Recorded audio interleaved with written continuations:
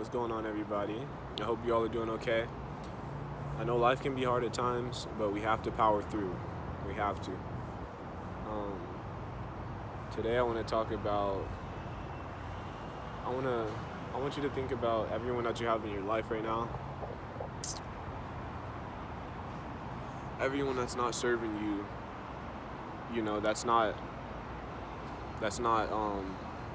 Like helping you become a better version of yourself, or supporting you in whatever you're doing, or they're just a negative influence on your life, and they're bringing you down from where you should be. You should be way up here, but you're stuck down here.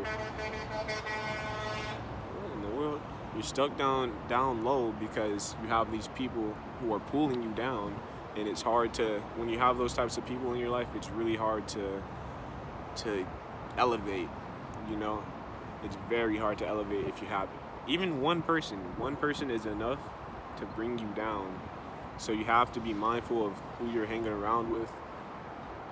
You have to be mindful of who you're allowing to share your time with, who you're allowing to have an impact on you, or just who you're allowing to affect your emotions, and just whoever you're allowing to affect you. You need to be mindful of how they're affecting you, and if they're either one, helping you improve, or two, dragging you down. If they're dragging you down, cut them out of your life. Now, there's that thing everybody says, everyone deserves a second chance. And I feel like I don't think everybody deserves a second chance. No. So there's some things that people do where it's like it's too extreme, and it should not be. You should just cut them off right there on the first strike, because it's that bad. So I don't think everybody deserves a second chance. Like, say if somebody literally murdered one of your family members or something like that, like a close friend of yours, you wouldn't still be friends with them, bro. Like, unless, I don't know, you would not still be friends with them if you're a normal person would not. Like, I can't think of a situation where you would stay friends with with someone that did that to you. Well, they would be in jail anyways, but you know what I mean. Like, there's no reason for you to be attached to that person anymore, and that was just the first strike. So there's some things that's like the highest extreme, but there are other extremes where you should not let things slide. You should just cut them out right then and there. And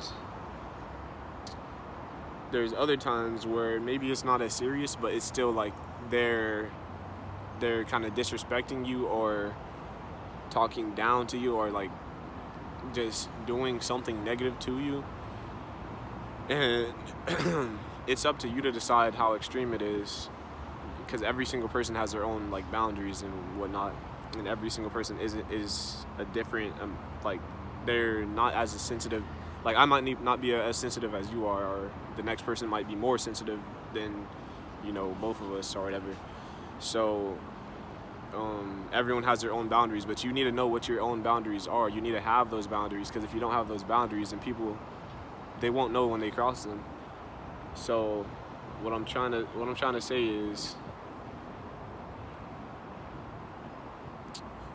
you need to be able to set those boundaries, set certain boundaries for yourself. And when people cross those boundaries, if it's too extreme, cut them off right there. Don't let them back in, because most likely they'll do it again. Or it's just, I don't know. I feel like you should just cut them out right there. But that's up to you. Two, say they didn't know the boundary was there or something like that, or it just wasn't as serious. It's something that you could forgive. Then forgive them and move on, and make sure you reinforce that boundary, they know it's there, and not to cross over that boundary again. And if they do it again, then bro, there is no, if everyone deserves a second chance, if you think everyone deserves a second chance, there's no way they deserve a third chance, bro. There's no way you're gonna give them 3 chances, bro.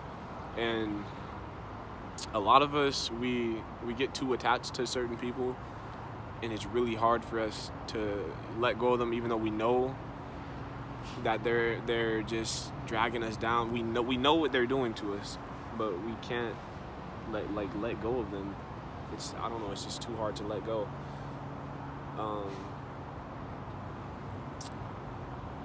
For most of us, I would say it's romantically, because me personally, I can cut off a friend like easily, just because like from a young age, I've had close friends, and we used to move from state to state a lot. So I've had close friends a lot of different times, like best friends. And I usually only have one best friend at a time. So, I would have these best friends or whatever in elementary, and then I would be forced to not be friends with them anymore, because and this was before like I had a phone and before like social media and all that.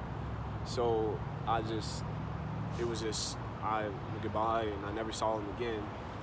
And so like from a young age, I learned to not get too attached to friends, just because they could leave at any time, anything can happen, and they could be gone.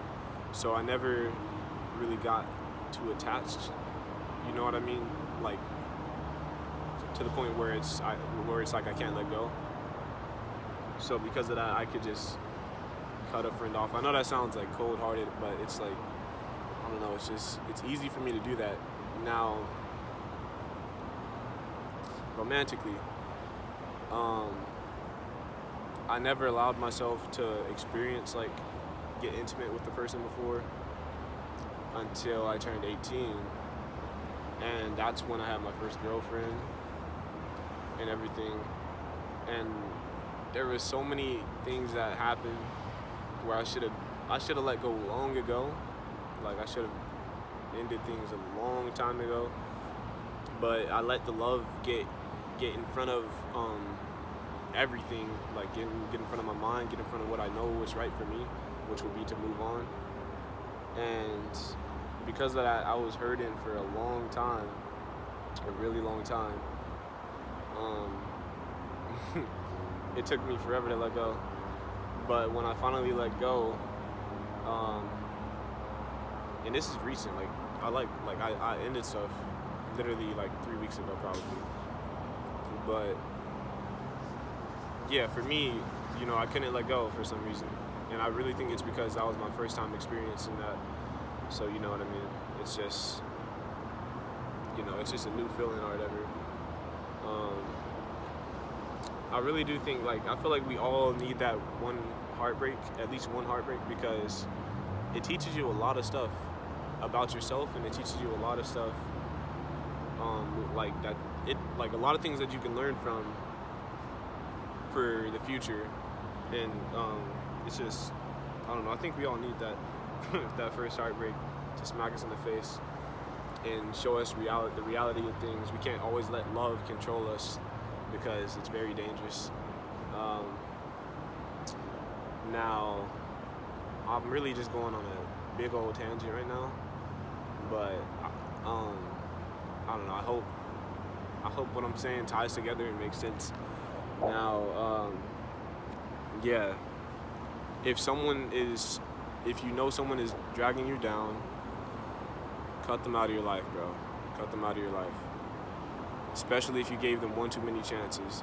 They cut them out. They're not gonna change. They're not gonna change. And by you leaving, that'll teach them to change, because they'll know for the future, if someone tells them that maybe they're doing something that's hurting them, then they're either gonna stop doing that,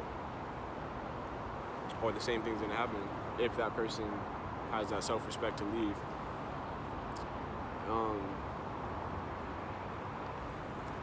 I also feel like a reason that we should have our first heartbreak is because it teaches us, like, if you don't already have enough self-respect in terms of like the like, if you're not able, when you fall in love with somebody, if you're not able to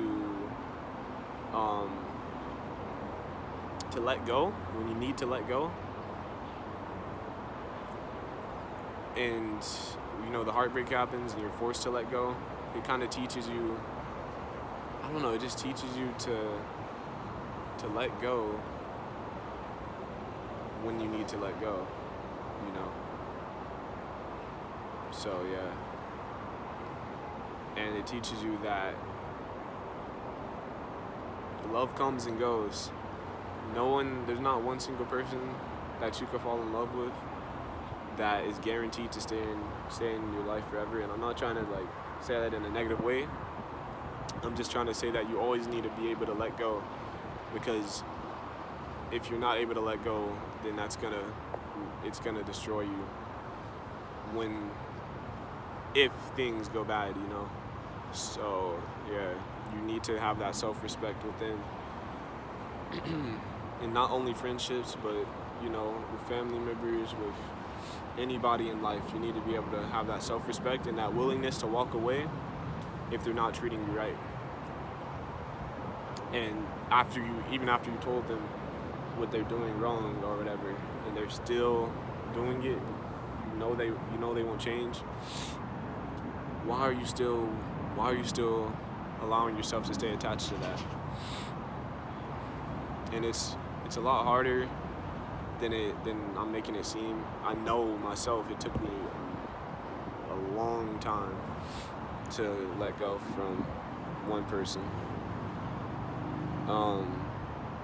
So yeah, just have those boundaries for yourself. Reinforce those boundaries for yourself. Love yourself. And really, when you love yourself, when you put your self-love first, you naturally have that self-respect. Because if you aren't allowing yourself to do something to you, if that makes sense, like if you won't allow yourself to talk bad on you, like, a lot of people talk bad about themselves. If you have enough self-love, if you built up enough self-love and, self-care, it gets to a point where you literally automatically have that self-respect. And if you're not allowing yourself to talk down on you, then you won't allow a friend, a lover, anybody to do that to you. So you're just naturally going to have that self-respect that you need. Now, you need to combine that self-respect with the willingness to walk away.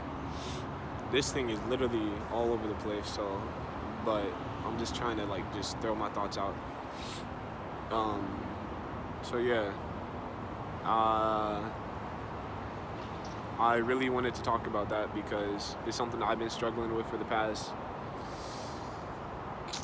at least 10 months, a really long time. So yeah, and also if you don't let go of that person and you're allowing them to continue to hurt you, that's your fault. It's completely your fault. It's not your fault when they hurt you the first time, but if you're allowing them to stay in your life and to continuously do the things that are hurting you, then it becomes your fault.